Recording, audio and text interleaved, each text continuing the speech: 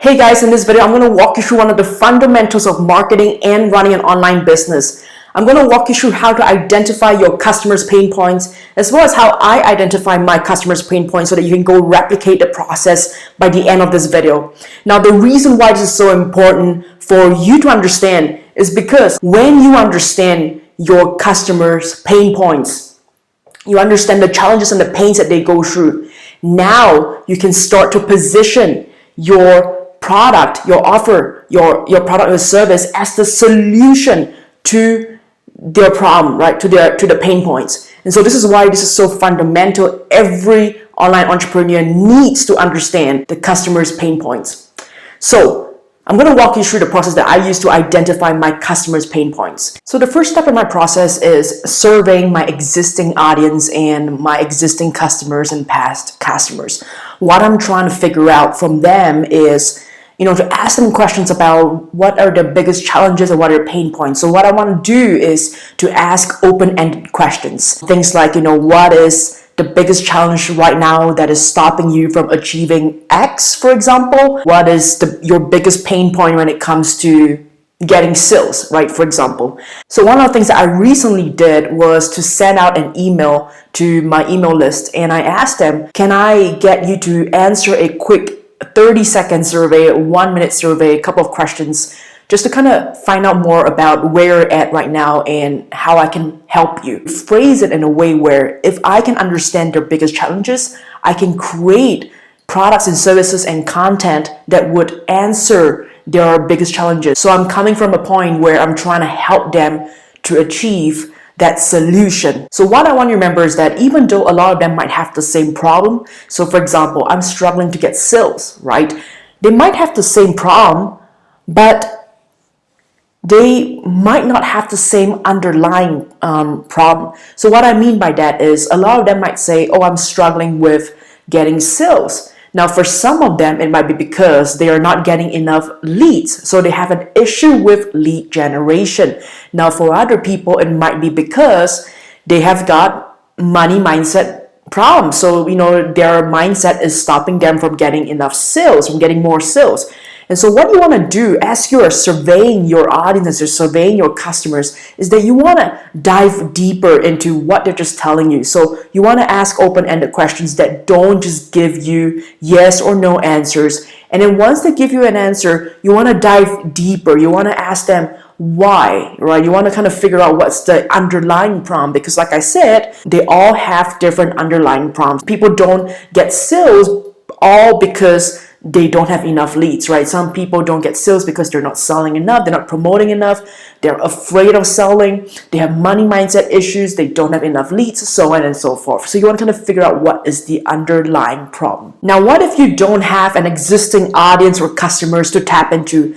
This is where you can jump right into step number 2, the online spaces. Now, the second step in my process is I go online and I try to find online spaces where I know my potential customers are hanging out. So online spaces such as Facebook groups, right? Facebook groups are great when it comes to trying to identify your customers' pain points. There are Facebook groups for everything under the sun, everything from, entrepreneurship to sports and fitness, to mommy Facebook groups, to food Facebook groups, to hobbies Facebook groups. There are Facebook groups on anything. So what I like to do is I like to join certain Facebook groups where I know my ideal paying customers who are online entrepreneurs are hanging out in. Other online spaces that I would join would be Reddit. So Reddit forums, online forums, niche websites, specific interest groups. So this is great if you're starting out, you've got no audience, you've got no list to tap into, you've got no customers to tap into, and yet you need to understand what your ideal paying customers are facing, the challenges, the problems that they're facing.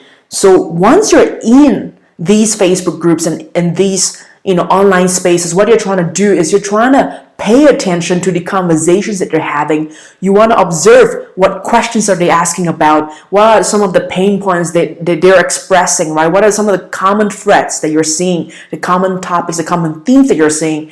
Because that will really help you to identify what are some of the pain points they're going through, even though these people are not part of your audience yet. And then the third thing in my process that I like to do is to use research tools research tools that help me to really understand what are my ideal paying customers, what are my customers searching for online, right? Because a lot of times when people face problems and issues, the first thing they do is to go onto Google and they try to Google an answer to their problems, to their challenges, to their pain points, right? So what I want to do is to use one of these tools to understand what are they searching for. And one tool that I highly recommend that you check out, it's free, it's great for those of you who are starting out, it's called Answer the Public.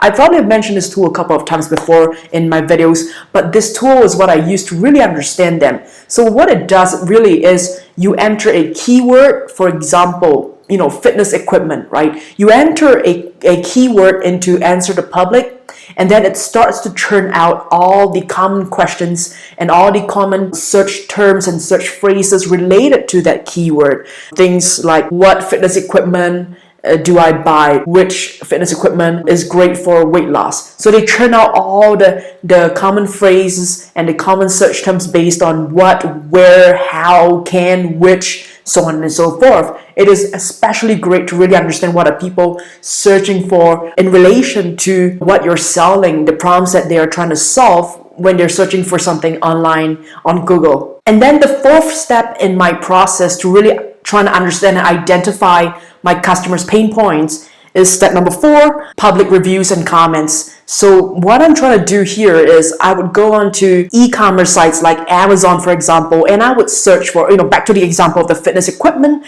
I would search for the top selling fitness equipments out there, and I would look through the reviews that are being left by my ideal paying customers, and I would try to understand what are they commenting about, what do they like about those top selling fitness equipment, what do they not like about the top selling fitness equipment, what's missing from these fitness equipment, so that I can really understand what are the pain points, right? Another thing that I do is I go onto content sites. So content sites like YouTube, for example. So I would search for YouTube videos related to fitness equipment and fitness in general. And I would look through the comments that people leave on these top YouTube videos about fitness equipment. And I would see and I read through the comments that they leave behind so that I can really understand what are some of the questions that they're asking the content creator about fitness equipment and fitness in general. So those are the 4 things that I do in my process. Now, once I understand, I've identified my customers' pain points, what do I do next?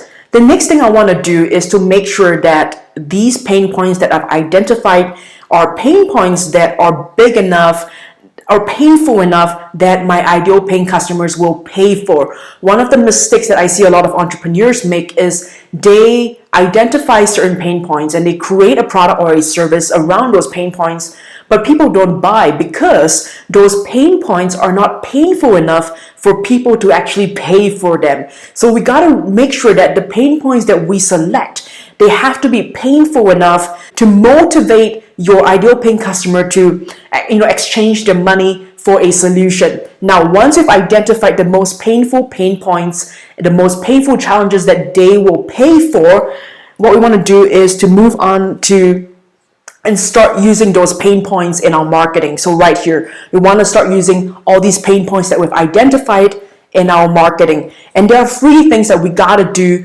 when we're using the pain points in our marketing. Now, the first thing I want to do is to tailor and parrot, I'm not sure if you can see this, but tailor and parrot the words, the prompts, the phrases that your ideal paying customers are using in your marketing.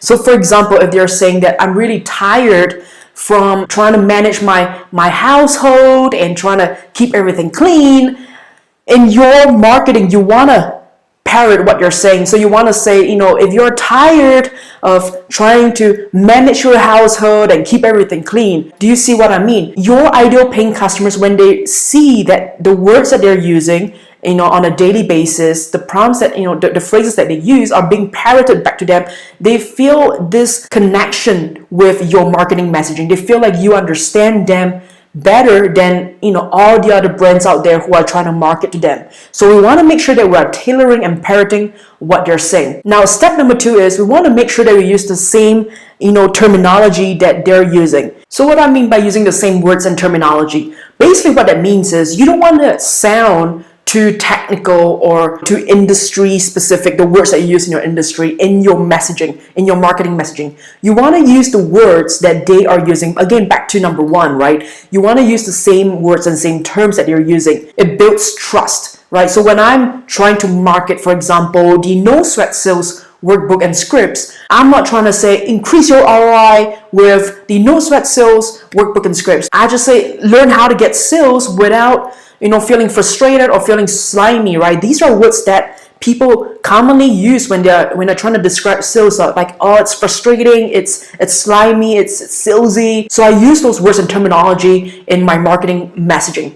Now, the third thing that you want to do is to emphasize transformation. Above everything else, I think this is probably one of the most important things that you got to do in your marketing as you're trying to mention your customers' pain points. People don't buy a product or a service, they buy a transformation in status, a transformation in health, a transformation in financial status right now. They buy a perceived transformation. And so in our marketing messaging, once you understand the pain points that your customers are going through and you select those pain points that you want to focus on, you want to emphasize the transformation of buying and using your product or your service. So back to the fitness equipment example. Say you're selling fitness equipment.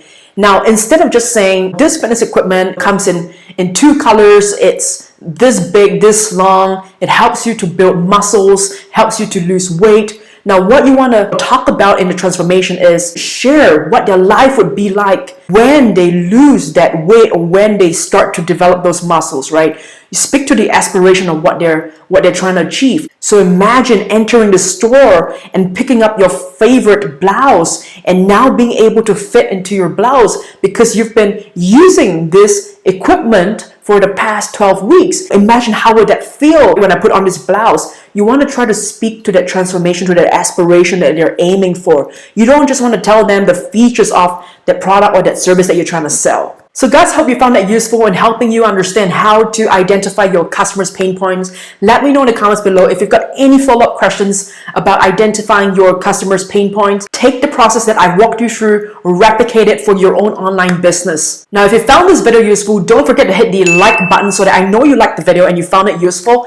And also, if you have not already subscribed to the channel, go ahead and hit the subscribe button. Now, in the meantime, as you wait for my next video, don't forget to go check out this video to learn more about online marketing and online business. All right, thanks for watching. I'll catch you in the next video.